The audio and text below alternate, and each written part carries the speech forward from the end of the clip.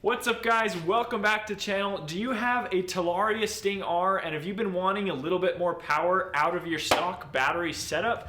I think it is finally time to show the brand new Torp Talaria Sting controller. So we're gonna be installing this today, testing it out, seeing what kind of power numbers we can push. All right, you guys, this video is a little bit in backwards order. You see, we already have this Torp controller installed on our MX4. So if you guys are wanting an install portion, wait till later in the video. But right now, spoiler alert, we've been riding this controller and it is fantastic. So right now we're gonna go over the specs of this controller, the power numbers, talk about how it feels to ride, and then we're gonna go out and do some drag races against a stock Talaria Sting R and the new E-Ride Pro SS. Reed is installing our stock wheels back on it, so it'll be a true fair comparison. And I think it's gonna be a pretty close race, you guys. So I think Talaria is still in the game. Let's talk about some specs and where to buy this controller, because we have a discount code. Our first spec is going to be the price. So this controller comes in at $1,050 and it does have a couple of optional extras that you can add on. Come over here, Alex. So we've got a optional upgraded Torp display. This is our stock display. The upgraded Torp one looks exactly like this. It adds a little bit more functionality, but we are currently totally happy with the Talaria one. It still shows our speed, battery, and you can change from eco and sport mode, as well as a few extra things that you could previously do on the Talaria display. You can also add a thumb regen throttle that will go right here, which basically when you press it acts as a brake and puts power back into your battery. This is going to be more of a difference if you have an upgraded battery in the future, because you can draw more amps back into the battery. The stock battery kind of limits itself with the battery BMS system. If you guys are looking to purchase this controller, we do have a discount code at darwinev.com, so we'll have a link down in the description. You guys can save $50 off on the controller.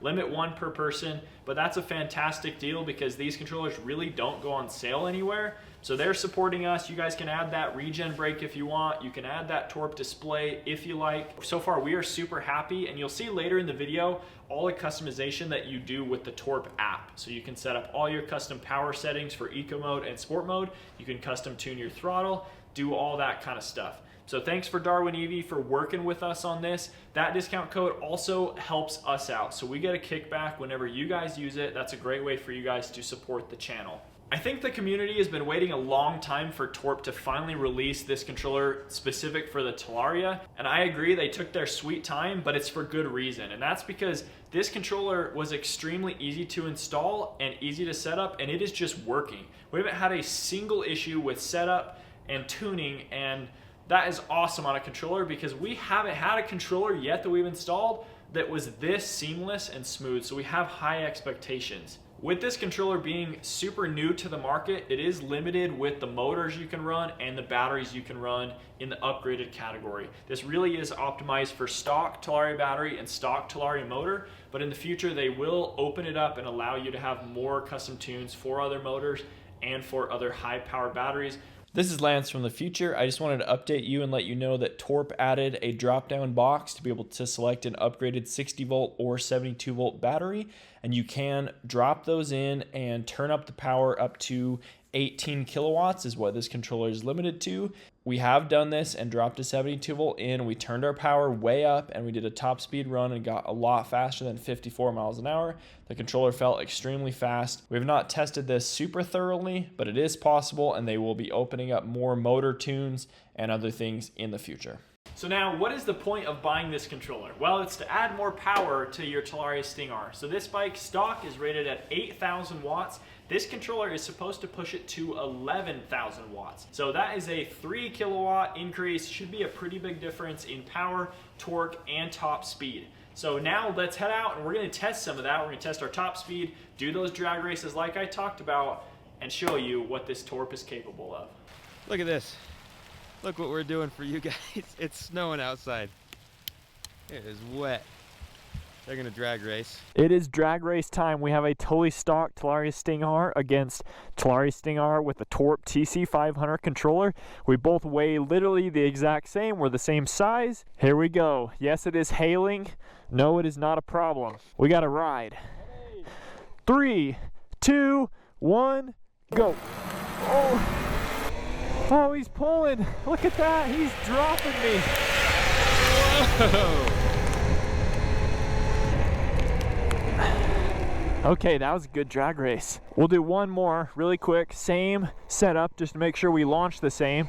And then it's time for the Pro SS. 3, 2, 1, go. Oh, I think I got the jump just for a second. Oh, he is just gone. Oh, that hurts. The hail hurts. Oh, man. Oh, it's hailing hard, you guys. It hurts bad. Okay, we got to drag race that Pro SS against the Torp now. So that Torp is running maxed out settings that we have set at 11 kilowatts. Okay, I'm swapping it out. Here we go. What's the power numbers on this hog? So that baby is set to 11 kilowatts maxed out. This one is supposedly between 10 and 12. We don't really know because they don't really say, but it's going to be close. It's going to be close. Holy crap, it's dumping, you guys. Oh my gosh. We got to do it though. This is going to be a close race. Okay, 3, 2, 1, go. Oh. Oh my goodness, he's still pulling.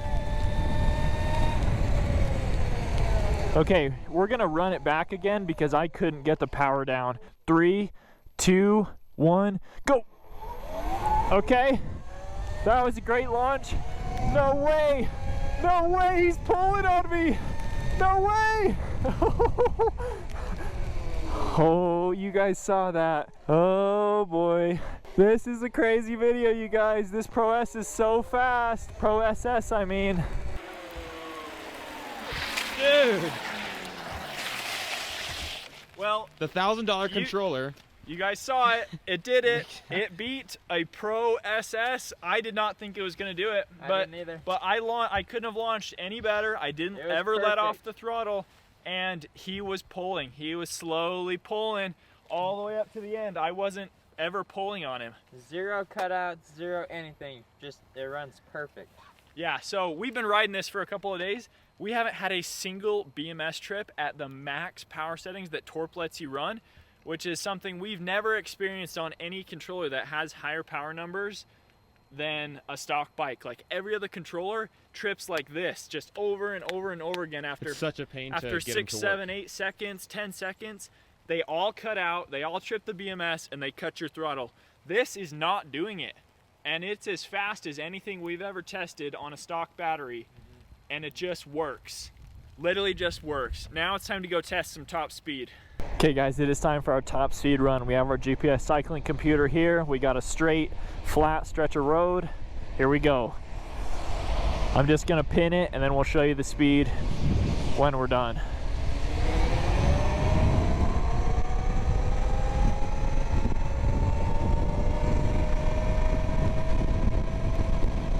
Alright, we just got back from the drag races and the top speed run, and we're freezing. As you guys saw, it's hailing and snowing, and my jacket, the whole back of my jacket is soaked, my pants are soaked, but we had to get out and test this Torp because we've been really excited about it, for it to finally come out and be here, and our expectations have been far exceeded what we were even hoping.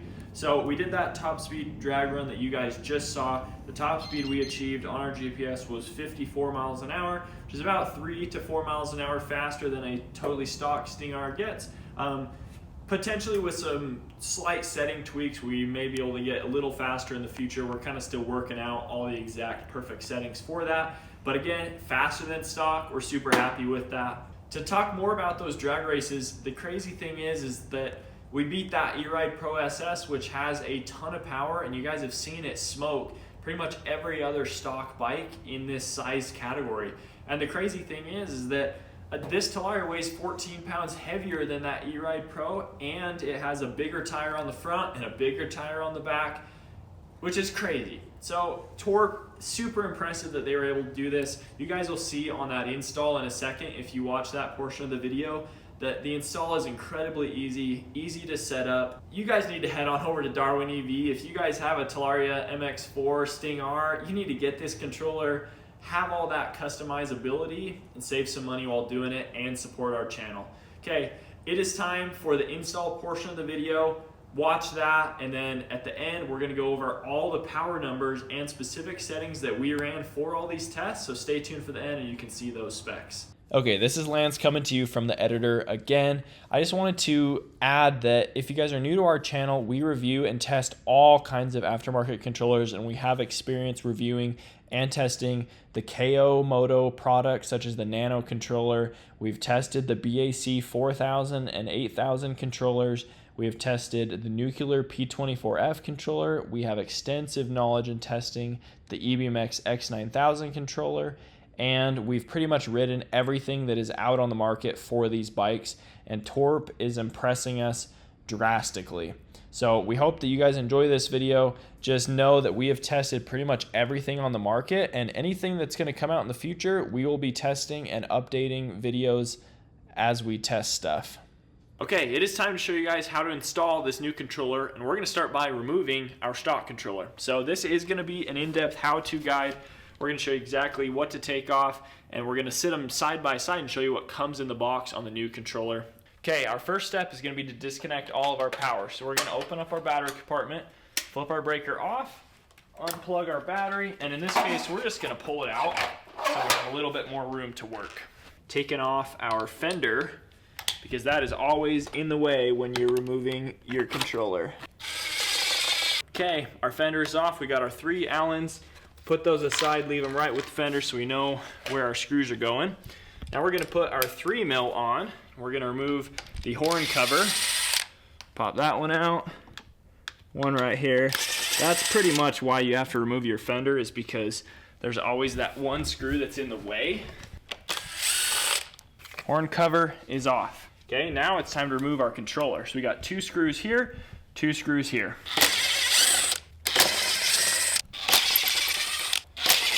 And 4 bolts. So now we can literally pull our controller part of the way off. So we're going to undo these top plugs. So we're going to pinch it, pull it out. Same on the white one. So now we're disconnected on the top. If you guys notice here, this is that brown looping wire that you guys cut to de-restrict your bike so it could go top speed. That is hooked onto your controller, so don't worry about that being gone. It's going to come off with your new controller install. Our next step is going to be to drop the front of the skid plate, give us a little bit more room to disconnect our motor phase wires. We got 1 bolt here, 1 on the other side. Now down here there is 2 more, but we should be able to fold this down out of the way just like so. Bunch of dirt in there, we'll have to clean that out. And then we can kind of turn it to the side here and use our 5mm to disconnect all 5 of these big screws. So it is usually easier to remove the positive and negative connectors, and then that gives you more room to work to remove the 3 motor phase wires. So you see, once we get those out of the way, we can literally drop it down like this. We're going to break all these with a nice Allen, and then we're going to put our drill on it just to save some time.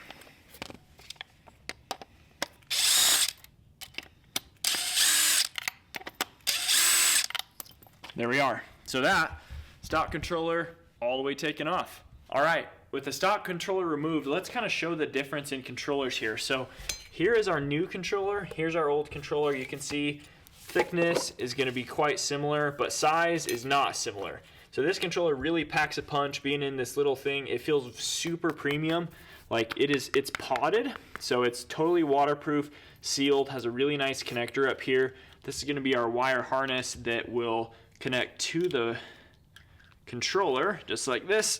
Snaps on, feels real premium, and then these will then connect up into our bike. Now this controller is very small, so it has a little bit different way of mounting.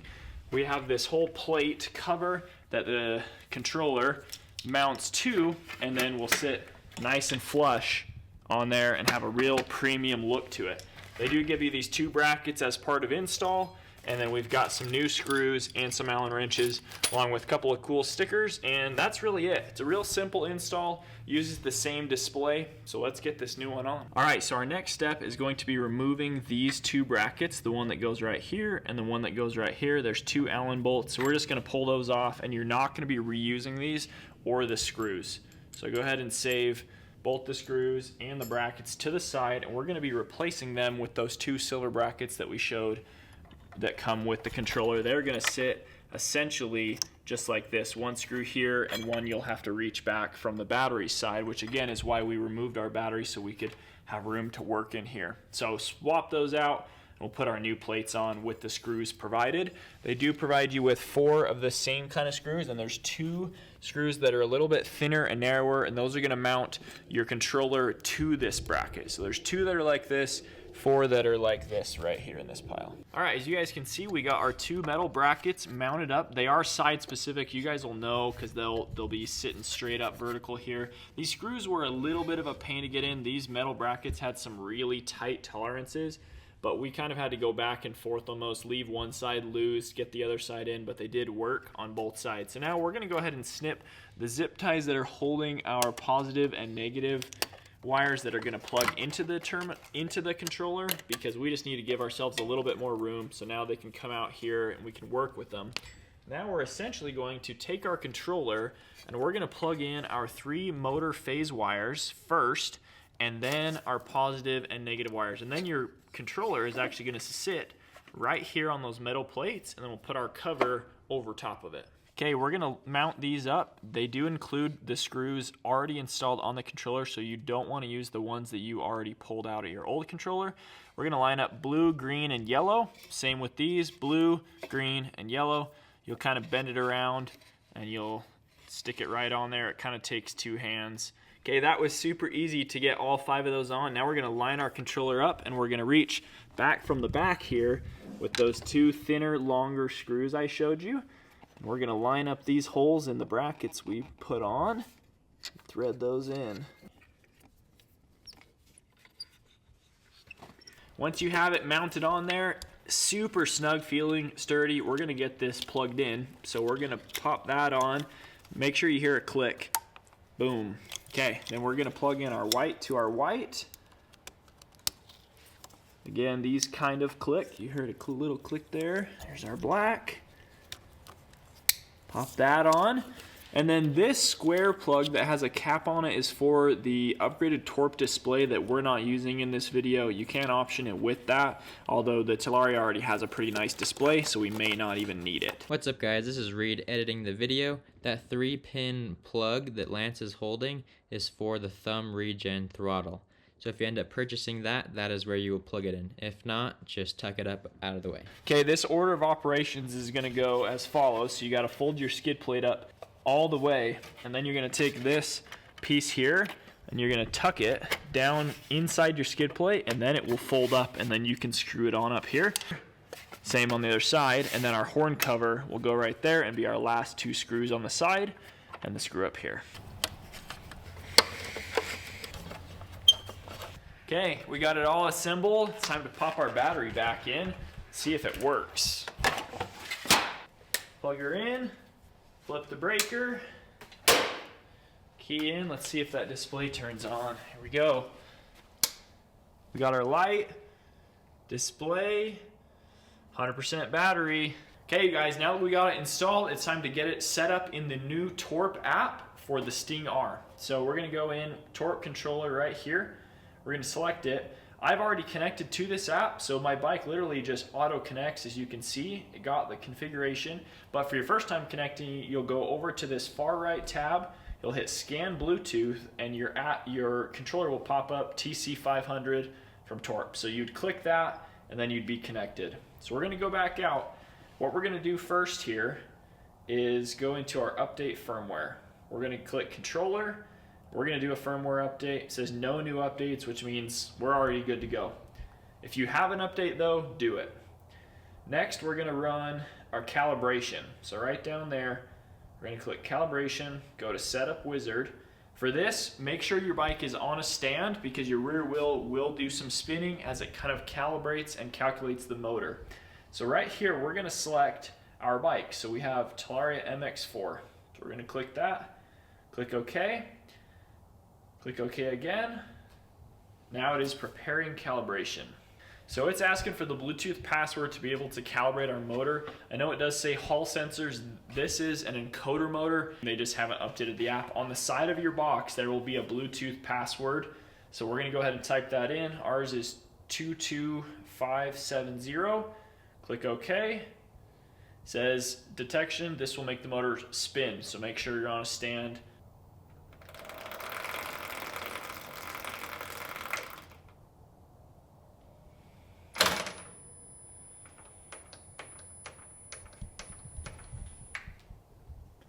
Okay, motor detection completed successfully.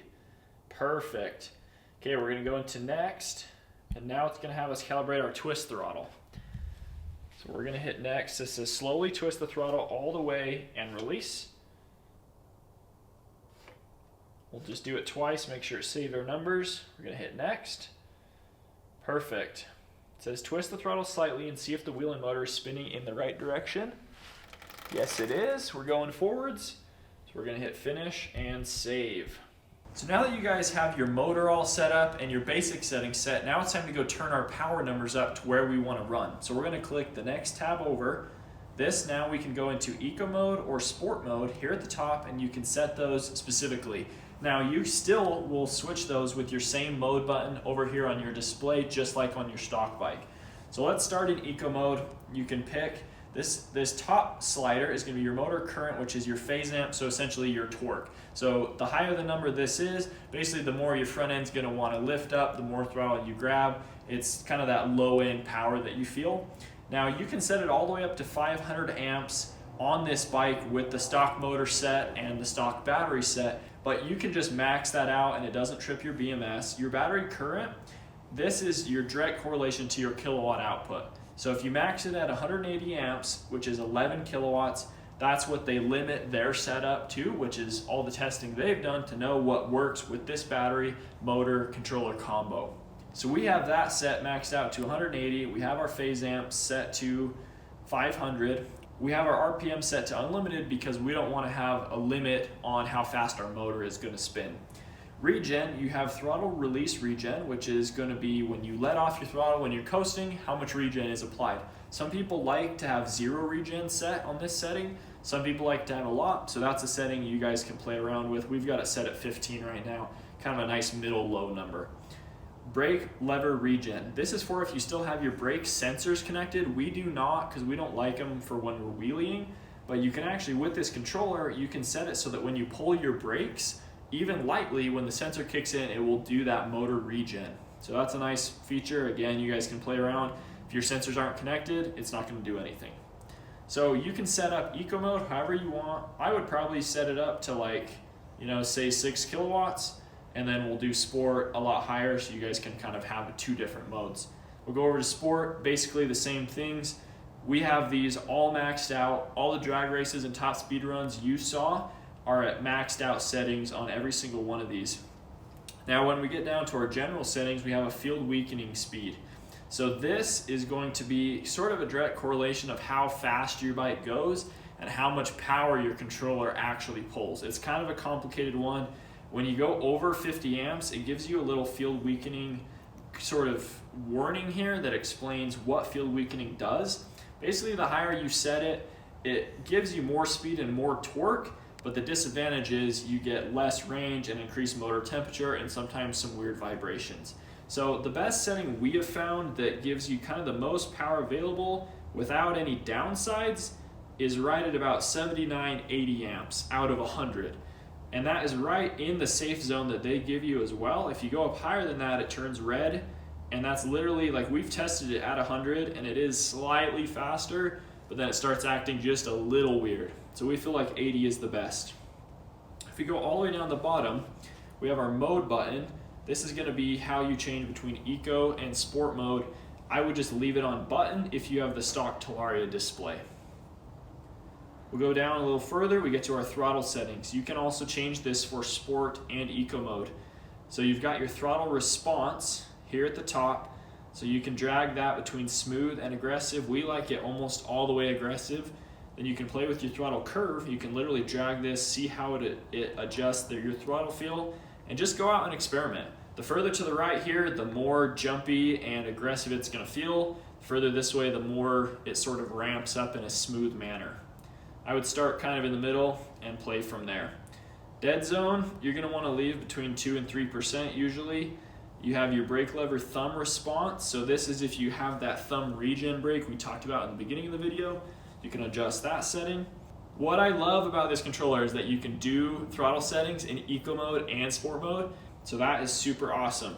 The other thing I love about the Torp is how OEM it feels. The app connects immediately when you turn it on. It works fantastically. They build in all those settings and power limits based on what they have tested, and we find that they are right on the limit of what you're allowed to do, and it works perfectly every time. That app auto connects perfectly, your OEM display works, your buttons work, your kickstand sensor works, your tip over sensor works.